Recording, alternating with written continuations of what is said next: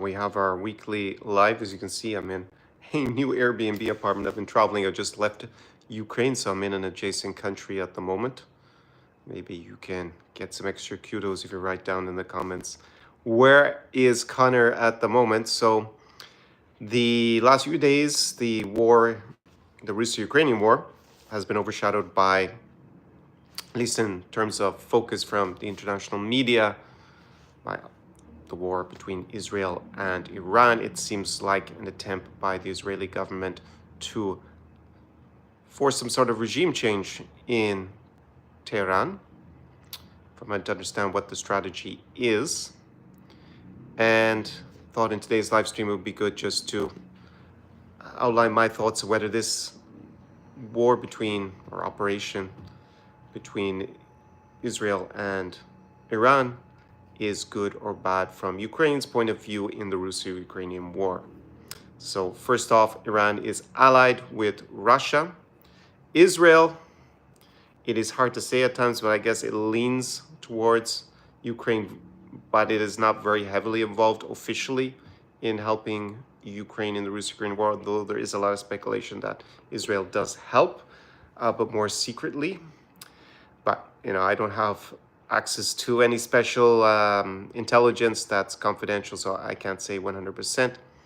I would suspect that Israel does help Ukraine in some ways that are not declared, for the very simple reason that Russia is allied with many of the enemies of the Israeli state. So just on a geostrategic level, it makes sense to see the Ukrainians prevail, with many caveats about they don't want to provoke Russia into maybe backing many of the forces that it's allied with, like the Palestinians. Mahmoud Abbas went to the May 9 parade in Moscow, for example, and that is, he's the head of the less extreme wing of the Palestinian people, political representation, head of the Palestinian Authority, as opposed to Hamas, who are also allied with Russia. Iran is allied with Russia. So this is why it's probable that Israel does support Ukraine in some way. But anyways, it's not massive support from what I can see, if it is.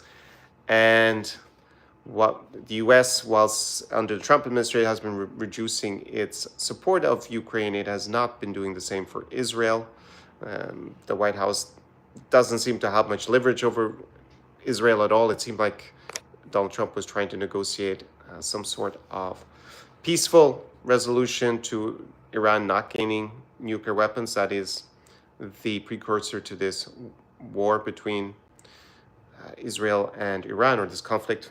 Have to see how long it goes on, what the extent is, whether it's a full-fledged war or not. So ostensibly they were trying to take out Iran's nuclear possibilities going forward, which is interesting in itself, considering Ukraine gave up its nuclear weapons in 1994 with the security assurances contained in the Budapest Memorandum were not worth anything. It turns out a security assurance is not really anything at all, while the security guarantee would at least have some sort of weight behind it. So looking at it now, some of the positives for Ukraine coming out of the fact that Israel has attacked Iran, just talking not on a moral level, but just from a strategic level, and how it might impact Ukraine's defense of its own country, is, well, Iran becoming a nuclear power like North Korea, which is allied with Russia, and assisting Russia in its war against Ukraine. In fact, not only has North Korea sent military materiel, it's also sent its own soldiers to fight. Reportedly 13,000 were sent, although it's unclear whether North Korea plans to send more. Iran has not sent troops as far as we know, but they have helped them with their Shahid drone development. They supplied in the beginning and basically taught the Russians how to use them with their own trainers, and now Russia is not quite 100% autonomous with its drone production, Shahid drone production, and their own variant. I think it's called the Geran or something, like Geran. But mainly they are. They still receive some of the parts apparently from Iran. So first off, the fact that Israel has blown up the Shahid drone factories means that it will be harder for Russia to source those components. So it will slow down their own Shahid drone development. and they use them to terrorize the Ukrainian skies on almost nightly basis. So that will weaken Russia's war effort a tiny bit. It's not going to be super significant. The other big consequence, of course, is if Iran had gotten a nuclear weapon, be another Russian ally with nuclear weapons, and that in general would not be good for Ukraine, because if they would give that alliance that Russia forms even more weight with a new nuclear power in it. And we see that the specter of nuclear holocaust is, even though it's statistically almost irrelevant to the Russo-Ukrainian war, in reality, it is a very effective propaganda tool used by Russia to rattle their nuclear arsenal and undermine support from many Western countries, not just the US, for Ukraine. So it's been effective in the kind of a psychological war in terms of undermining support for Ukraine. So Israel taking that out would be good for Ukraine because it prevent an even stronger use of that psychological element. On top of it, the Russians will perhaps have to send some assistance to Iran, although it's not clear to me that they're actually going to do anything. And in that case, it's another example of being allied with Russia and having any sort of military protection for them looks very hollow. Similar to when Azerbaijan attacked Armenia, Russia didn't do anything. Also, when Bashar al-Assad and his regime were tumbling very quickly, Russia also did intervene to save him. It's less than a year ago that happened. So being an ally of Russia doesn't look great. So that obviously undermines a lot of Russia's hard and soft power.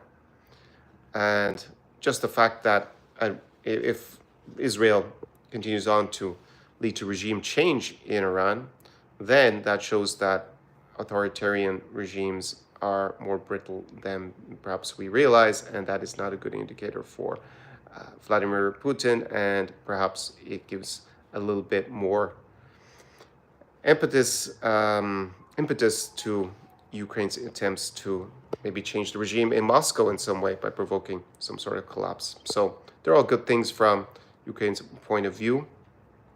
However, it will probably push up the oil price in the short term, which helps Russia because they sell resources, is one of the main ways that they finance this Russo-Ukrainian war. So in the short term, I mean a little bit extra money for Ukraine.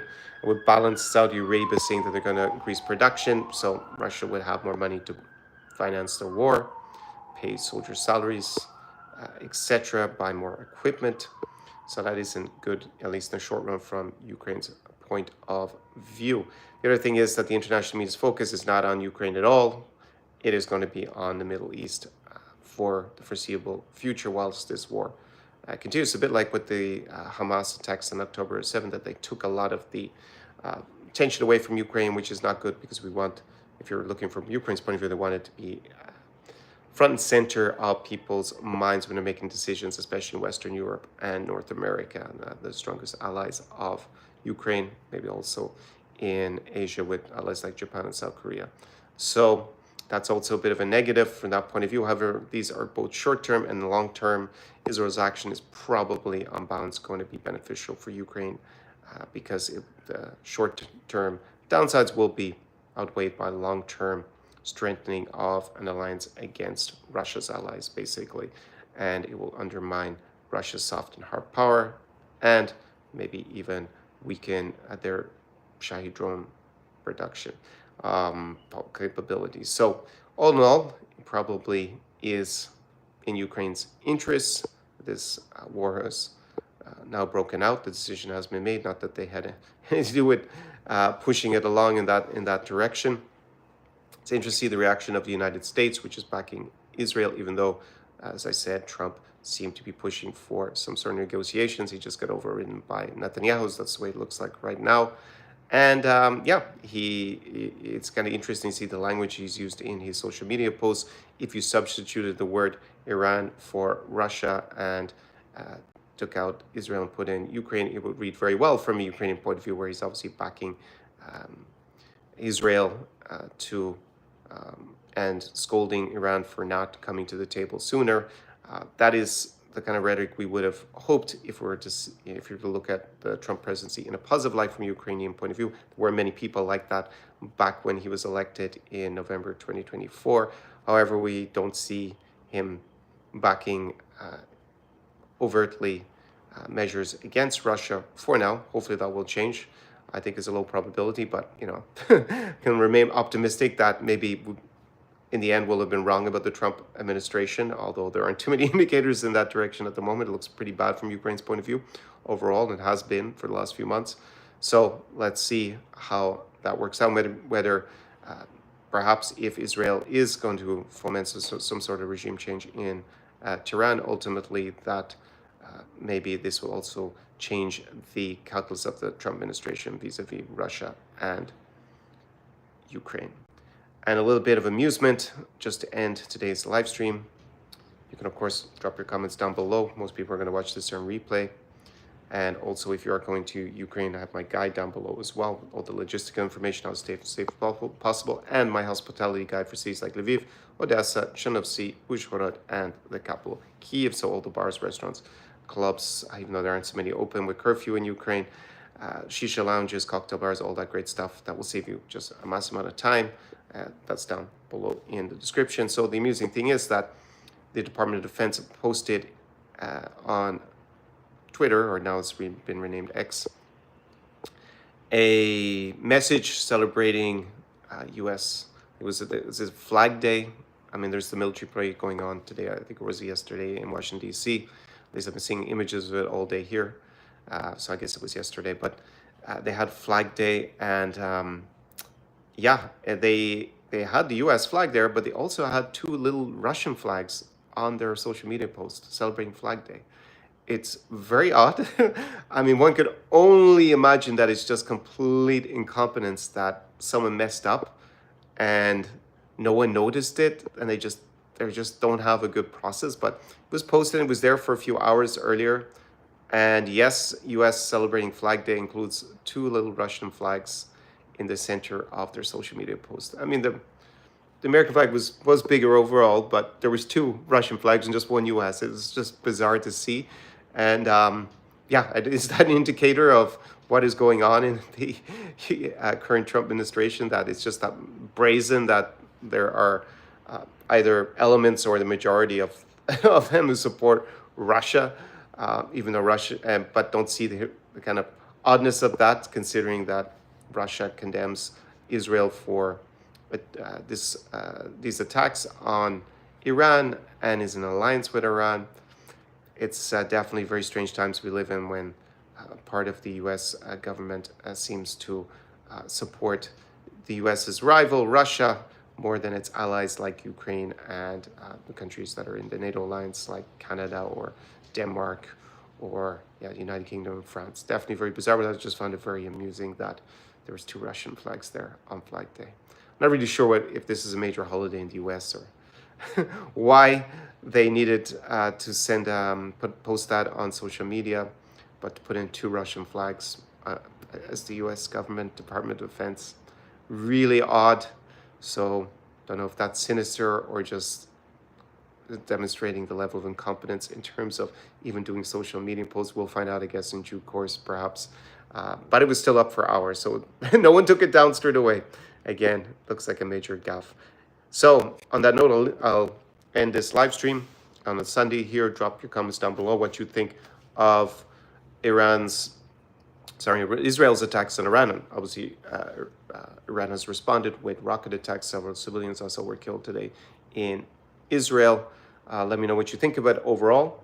Obviously, this channel focuses on the Russo-Ukrainian war, and add in your own commentary about how you think this will affect the dynamics for Ukraine in its defense against Moscow, the Moscow Empire. And if there's anything you think I've overlooked, I have this t-shirt on. I don't know if it comes out clearly. Make Russia small again, back to its... And Putin was big into the borders, historic borders, so I think 1462 borders are appropriate for Russia. If you remember from that infamous interview that Vladimir Putin had with Tucker Carlson, he was rambling on about, I think it was 1654 borders at one stage, much to Tucker Carlson's bewilderment. So anyways, just thought that this is a new t-shirt. A friend showed it to me, and then I said, yeah, I might as well get one for me as well, because I think this is a solution, long-term solution to the Russo-Ukrainian war, and preventing it from spreading to other parts of Europe is that Russia ceases to be an empire. And yeah, it'd be nice if they just did that voluntarily, but probably it will only be precipitated by some sort of military defeat in Ukraine, whether that comes about through pure military means or maybe an economic collapse or loss of political will to continue the war in Russia. So on this very nice Sunday, I know the weather is also good down in Odessa, Mama, where I left yesterday afternoon. Slava Ukraini, do peremоги.